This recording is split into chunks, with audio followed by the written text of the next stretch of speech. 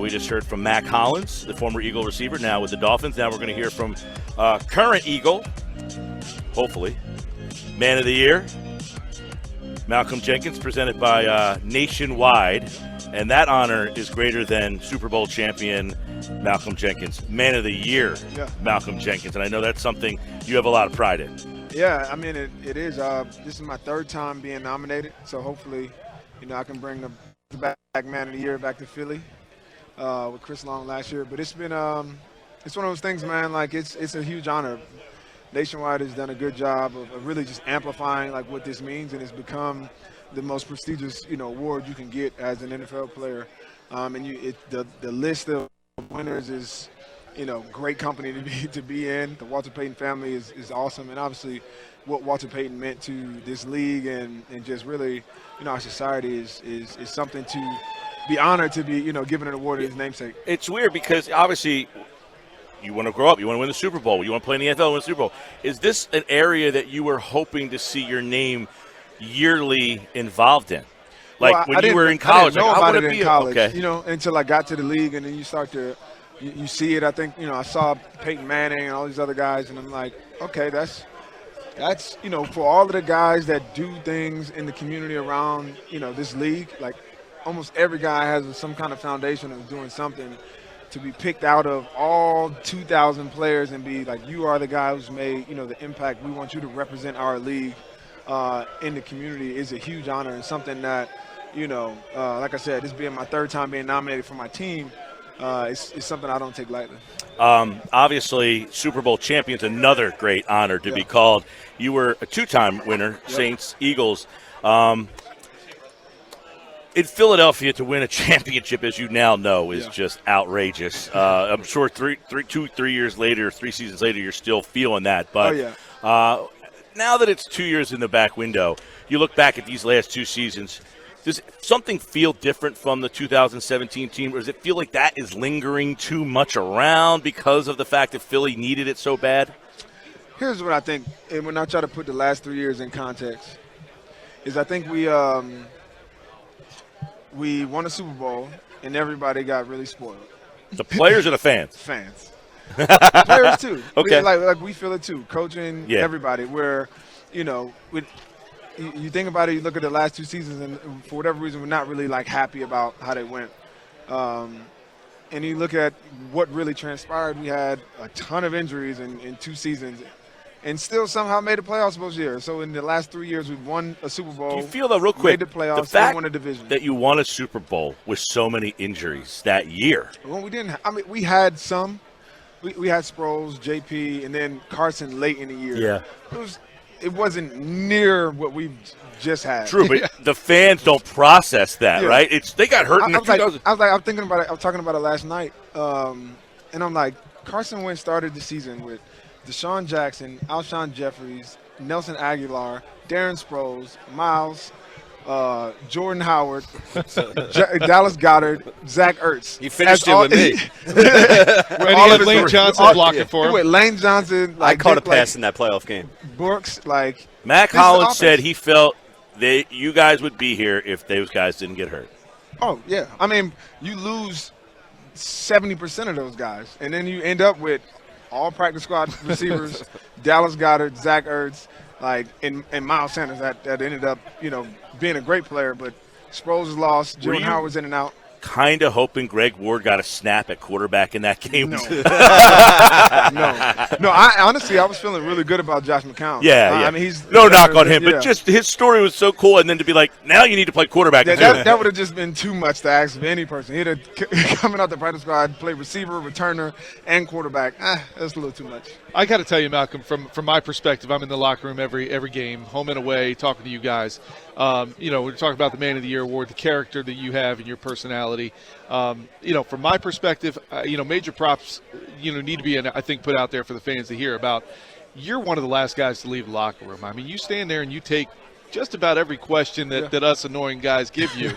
So I just wanted to compliment you on that. How important is it for you that even though it's a loss, how important is it for you to stand there and take those questions to maybe protect one of your guys from getting those questions about blown coverages or whatever? Yeah, I think it's my role, because I know if if I get up and leave, you're going to go somewhere else to a younger guy who's probably less prepared or, and then that's bad for everybody. So, I stand there, I take the questions. As a leader, you can't be a leader in the good times and then hide in the bad. And so, for me, I take pride in just kind of being that voice, being able to take that off of some of the younger guys.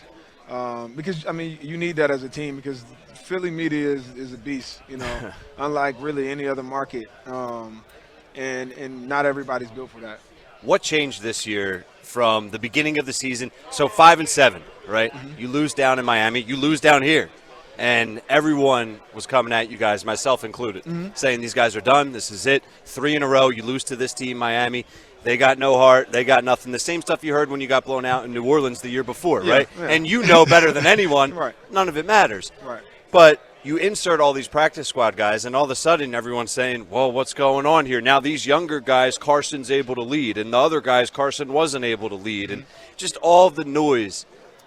What was going on inside those walls, and what role did you really play that you can share with us? Well, I think the beginning of the season was frustrating on so many levels because, like I said, we went through what we started with, and when you look at that, you're like, all right, we're going to win some games, and then guys get hurt. You win a couple games, you beat Green Bay and teams like that, but then you lose some you didn't feel like you should have lost. But then we get to the point where after Miami, you hear the same tone. If it's one thing you're going to know about us, if you haven't watched over the last 3 years, like we're not a soft group. We're not a bunch of quitters. So in fact, the more people say that we're done, the more likely we are to turn it around. But that's another thing. I'm glad you brought that up. And some people are saying Doug needs that. And the Eagles right now, this group, it's almost like you guys have to have your backs against the wall in order to really shine. I don't think so. We didn't have our backs against the wall once in 2017. True. So I just think I think every season is a different journey. And when you look at the test of time, those teams with solid leadership, with solid cultures, can stand the test of time when you get these different, situations. Every season is going to be different, and I think this year we just rallied. It got to the point where I think everybody was as frustrated as they could be. It was either going to fall apart completely, or we're going to do something. And I think we always choose to band together. So it was a lot of tough conversations, a lot of rallying the troops. Did that Scandrick stuff really resonate with you guys? Like, dude, who is this guy coming in here? Or were there some eye-opening moments from a leader like you? Like, dude, is this guy true? Was that a turning point for you guys? I think that was part of the whole – it was a lot of things like that. But all those things, draw us closer because while, one of the things, especially for me as a leader, I'm always like, if somebody says something about my leadership, I'm not just going to dismiss it. I'm going to, I'm checking myself to see, if there's a place that I need to be doing better. And damn near everybody in the locker room, responded, with support. We don't know what this dude is doing. We know, who we have in our locker room. We trust you. You're our leader. Same thing to everybody else, to Carson. And so when you have – that, and we let go all the distractions, all of the expectations. Look, guys, it's not going the way we want it to be. We're not a good team right now. Yeah. We came in with Super Bowl expectations. We're not a good team, except that, all right, where are we going from here? And we turn it, and the last 4 games are in the division. These are opponents we know, teams we know we can beat. Let's get it done. The craziest part about that Scandrick stuff was he comes out and says all that, and then a day or two later, the audio of him coming up to you on the sideline, that's why you're the leader, bro. That's why I look up to you. Once everyone saw that, it's okay, this guy. Malcolm, speaking of your leadership and everything you mean to that team, obviously my name's not Jeffrey Lurie. I'm not the one writing the check, but you deserve, in my opinion, to get paid. Like you said, you need to. Where is all that right now? I'm sure it's probably still early in the process for that, but I know a lot of Eagle fans want to see you still out there. They want to see you playing. Where's your heart? Where's all that going? I don't know, honestly. I was hoping that something would get done during the season. It didn't. I really didn't let it bother me.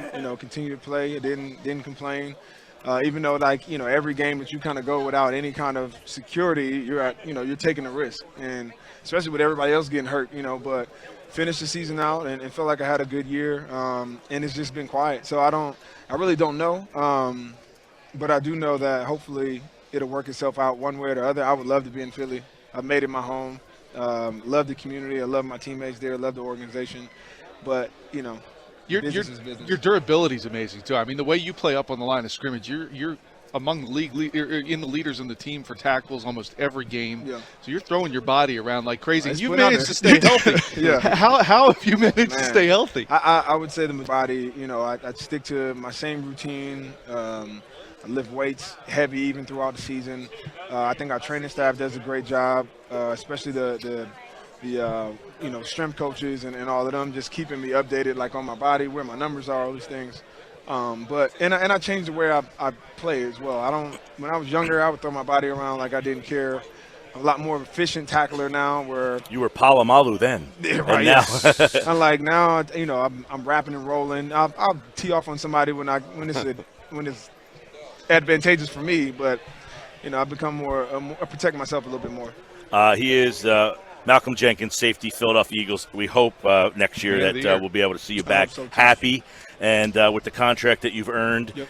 And hopefully your partner, too. I mean, the whole secondary is kind of it's everybody. Everything's in limbo. We just lost a great defensive back coach in Corey Unlin. Rodney's up, Jalen Mills is up, Darby's up.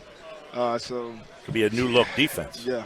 Big time. Hopefully we keep it. Two-time Super Bowl champion, Walter Payton Man of the Year nomination again, which is, I guess, higher than being a Super Bowl champion. I mean, I don't know. That's to me is amazing. To be considered the Man of the Year, Walter Payton to connect it. You've earned it, Malcolm Jenkins. Everybody here on the Sports Bash Live. Of course, you can hear Philadelphia Eagles right here on 97.3 ESPN, and that was Malcolm Jenkins on the Boardwalk Honda Hotline here on the Sports Bash Live on 97.3 ESPN.